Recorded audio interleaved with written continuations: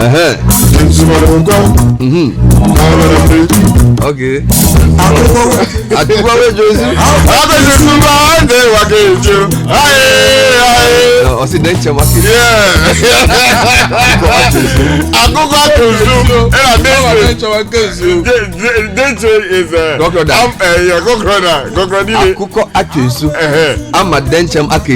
is that possible? Only by the grace of God.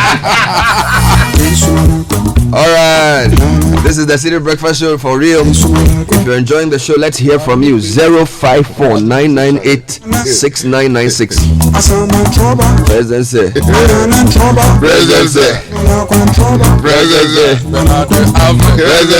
Richard Sky. Citi FM. Citi TV. Citi TV. All right, so we're going to start with the newspaper review. Yeah. Kojo, the choir master. Yes. Richard, the one singing the Abuchi part. 1,000. You know, the song we played first, you know. The people were singing some other part. Thank you. Yeah, like Abuchi part. Yeah, they did a mark. Yeah, when the woman sings the song in major, then they will come in minor. Let me do Jordan's. Let me do. So those people in the choir, they always talk. Yeah, they did a back. They didn't release. Everybody, they will eat bangu. Yeah.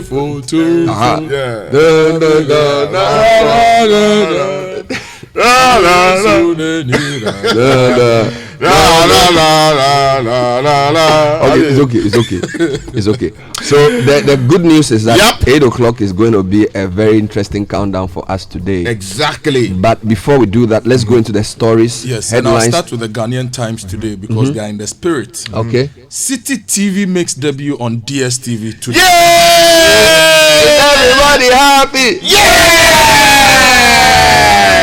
No, Ghanaian Times, we are strong. And the other headline, which is part of the Citi FM, also makes debut on DSTV today. Yeah. Now, if you check the other stories on the front page, Eminent Advisory Committee appeals for calm. This is over the voters register. Anyone who peddles falsehood before PAC will be locked up. That's the Public Accounts Committee. Avle is warning. NLA, private sector operators poised to operate VAG Lotto this year. And Ghana benefits from 250 million euro fund to upgrade electric grid capacity. Let me take you to the Daily Graphic. Big story says we are working hard against terrorism. President is assuring the nation. Also, Gridco signs 250 million euro pact to retool our grid. EC, Eminent Committee, IPAC to meet over new register, and GNA Times GBC boards inaugurated. Now, the business find at 250 million euros to expand Ghana's electricity infrastructure. Massive support from the German government. Ghana tops Africa's retail space, and Citi TV goes live on DSTV today. Let me take you to the Daily Guide. Big story. Siemens Gridco signed $250 million. Now the question is it dollars or is euro? Two papers say euro. So the earlier tweet we saw that we reported on, they quoted the figure in dollars, which was and then what the papers are reporting, some are using dollars, some are using euros. So I think they're interchanging the currency. And then it can't be the same amount. Power deal. And also EC Advisory Committee urges calm over voters register. President endorses 4 more for Nana and Namwan, fires warning shot. Now the new crusading guide, remain calm. EC Eminent Committee urges parties amidst new register brouhaha. Police charged to arrest suspected murderer of Obologo chief operating at Bawi. NLA boss in danger of contempt at NLC over delay tactics. And Bantama MP supports police with motorbikes to fight crime. The Daily Statesman says 250 million euro boost for energy sector. German compact to upgrade and expand transmission infrastructure. Charlie, Germany and the USA, they are doing their own thing in the power sector. Now, government to be sued over mining at Etiwa Forest. Martin Pebu is leading the battle. TUC is applauding government for revamping Ghana's railway system, and 30-year Lotto war ends with agreement between NLA and private sector operators. Let me take you online to citynewsroom.com. Unemployed nurses, midwives threaten to demonstrate on January 28. Other stories deal with those who foment trouble. Akufo-Addo to security agencies. Meanwhile, students evacuated as Accra Academy dormitories go up in flames. The story was disturbing. NDC welcomes EC Advisory Committee's decision to meet with IPAC and National Security Arrest Radio host over comments about separatist group. This is coming in from the Volta region. The other story, Citi TV goes live on DSTV channel 363 this morning. Now, citybusinessnews.com, consumers likely to pay more for fuel in second January pricing window, according to IES. Also, does Farmer starts trading on Ghana Stock Exchange? Yep. No witch hunt against UT Capital Bank. This is Addison speaking about the banking issue. If you go to myjoyonline.com, National Road Safety Authority can prosecute DVLA recalcitrant drivers, according to a top legislator. Also, EC's Advisory Committee urges IPAC consultation on new voters register. And GS apologizes to teachers over poor organization of training program. Those teachers are not happy at all. And then a few more stories in that side of the website. Banking crisis, more people will be arrested and prosecuted, according to Akufo-Addo, the president. And if you go to GNA, adhere to corporate governance standards, BOG. Also, about 137 farmers start cashew cultivation in Timpani. And Radio Tong director arrested for promoting separatist agenda. Yeah, and the population and housing census will go ahead this year, according to Ghana Statistical Service. Bernard, quick, let me tell you about the headlines on the front page of the BNFT. Pharmaceutical manufacturers want access to affordable capital. Newly listed Das Pharma looks to West African expansion in 2 years. Also, SMEs, the biggest losers in Nigeria's border closure. And NPRA assures workers of 3-tier benefits. All right, let's get into the details. Okay, so Bernard, I don't know where you want to do we do the power one or we do? Yeah, I think the power one is interesting. Okay, now if you that's a Gridco. Yeah, the Yes, Gridco We've gotten money stabilized. Don't forget their workers are threatened that if debts owed them were not paid, we would not have any power. So this is a significant development. Now, on the power story, so the confusion is whether it's euros or dollars. But a day ago, the German ambassador to Ghana tweeted that dinner hosted for Siemens CEO Joe Kaiser tonight. We met President Akufo-Addo today, and Siemens signed an MOU to modernize Ghana's national electricity grid system. Initial phase 250 million USD. Let's use what the German ambassador is saying. So we'll edit the stories accordingly. So the German government has given Ghana 250 million USD to upgrade and expand the country's electricity transmission infrastructure. The arrangement evolves from Germany's Compact with Africa program, where the European nation has put in place a €1 billion fund to boost the private sector in compact countries, of which Ghana is one. As a result, Siemens, a German power giant and Ghana Great Company, signed an agreement at the Jubilee House, Accra, in the presence of the president. The MOU was initiated by Mr. Jonathan Amoakoba, CEO of Ghana Great Company, on behalf of initial, on behalf of the government of Ghana, and another person, a rep of Siemens, also signed on behalf of Siemens. And if you go to the Daily Graphics version of that story, President Akufo-Addo is quoted here as having said that the project was a significant development in the country's energy sector because retooling and refitting the transmission and the grid systems across the country were very crucial. Now, he said, given government's quest for a rapidly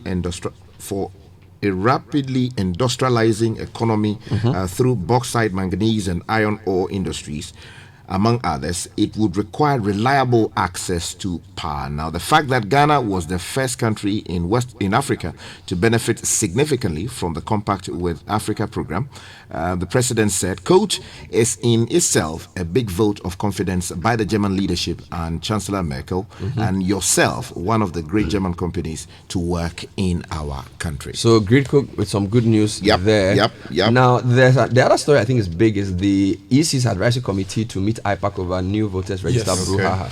Now, the Daily Graphic has that story on page 16. It's by Albert K. Salia, and it says the Eminent Advisory Committee of the Electoral Commission and the EC will meet with members of the Inter-Party Advisory Committee, IPAC, to deliberate on issues concerning the compilation of a new voters register. Now, the committee has therefore called for calm from all political parties and other stakeholders, quote, as they work in the national interest, unquote. Now, Now, a statement signed by the chairman of the committee, Mr. Justice Francis Emil Short, and issued in Accra yesterday, said the decision to meet with the IPAC followed a meeting the committee had. Let me give you a related story on citynewsroom.com. NDC welcomes EC's advisory committee decision to meet with IPAC. Story by Daniel Anaba. It says the National Democratic Congress has welcomed a decision by the advisory committee of the Electoral Commission to meet with the IPAC over the new voters register. The EC's decision to compile a new register, we know, has met with stiff opposition from the NDC and other parties. A demonstration titled Tikusai was staged on January 11 in Tamale to drum home the demand for the EC to call off the action.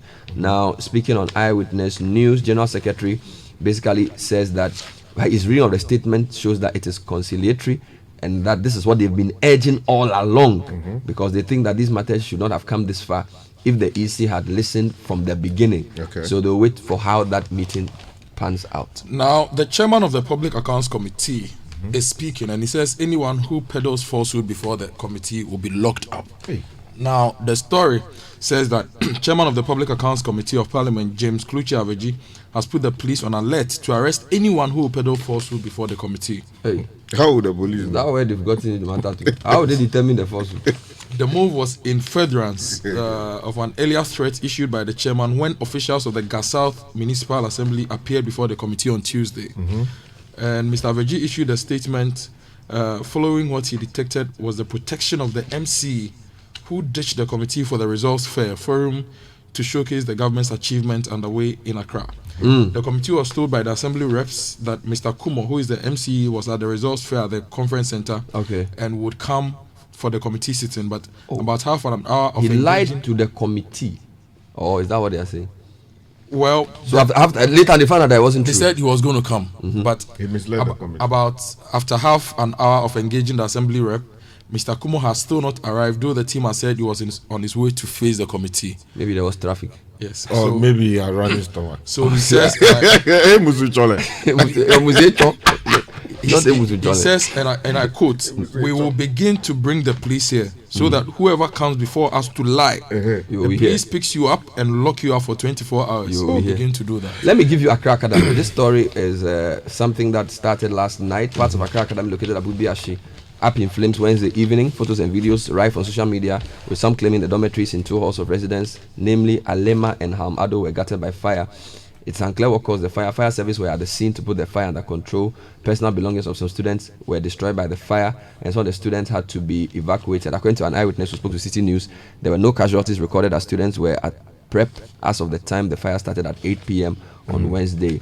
And so some of the students had to sleep in a different dormitory for that arrangement to go on. Bernard, let me take you to a story on the business pages of Graphic Business. Now, Maxwell Akalare Adombila reporting this morning says, stop paying allowances and bonuses to board members. This is coming in from a heavyweight in the corporate space.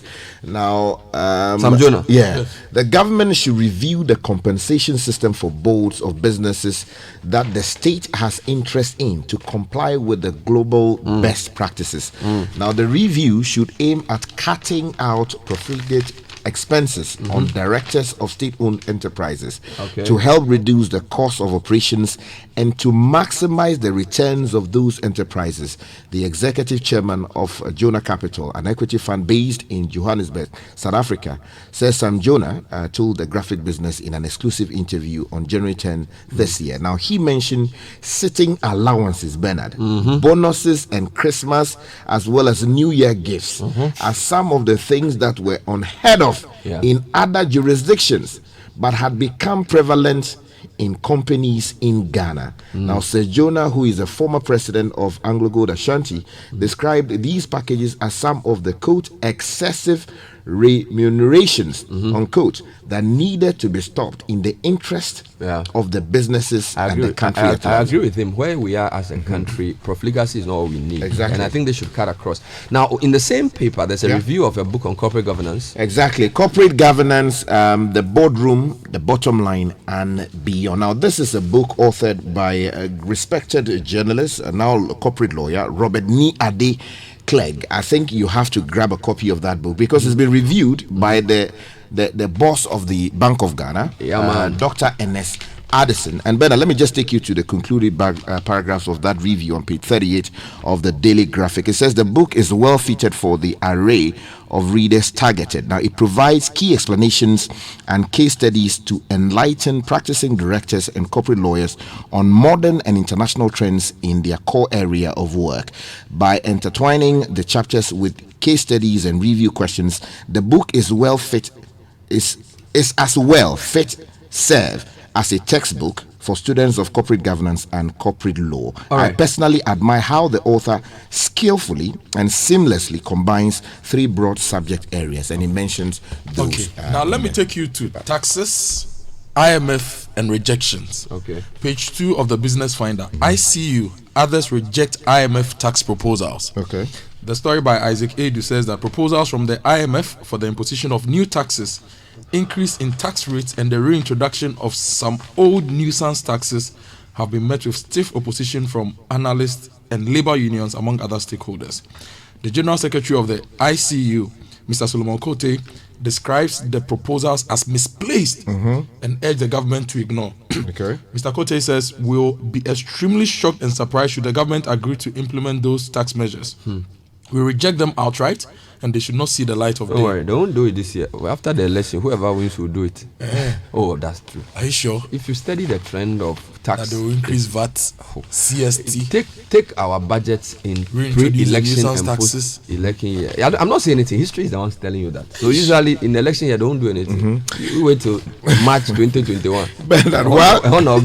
While you are there, let me take you to this story within the finance space, but related to the pharmaceutical sector. There's a story here on the front page of the BNFT, details on page 3 by Bernard Yao Ashiade. It says pharmaceutical manufacturers are calling on government and other stakeholders to make finance more affordable in order to expand their operations, produce more products locally, and expand into other West African countries. Now, Daniel Kisi, the CEO of Das Pharma, which is a new entity formed from the merger of Danex, Ariton, and Starwin pharmaceutical companies, which yesterday was listed on the stock exchange, told the BNFT that the industry will be better placed if government provided cheaper capital and offered them preferential treatment when it comes to procurement of products. Now, whilst we are at it, these stories never seem to go away. Unemployed nurses, midwives threaten demonstration. So whether it's teachers or nurses, for some reason they are having issues. No, members of a group calling itself Graduate Unemployed Nurses and Midwives Association